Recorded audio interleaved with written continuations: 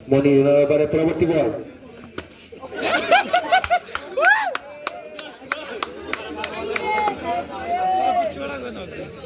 তার সাথে ওভারের সমাপ্তি।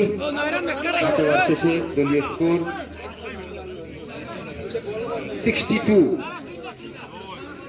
8 ওভার শেষে দলীয় স্কোর 62।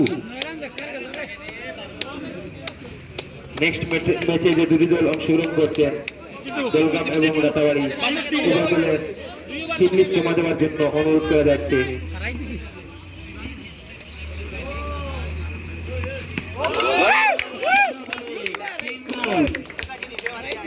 আমিনুল আউট হয়ে প্লেনের বাইরে আসতে হবে।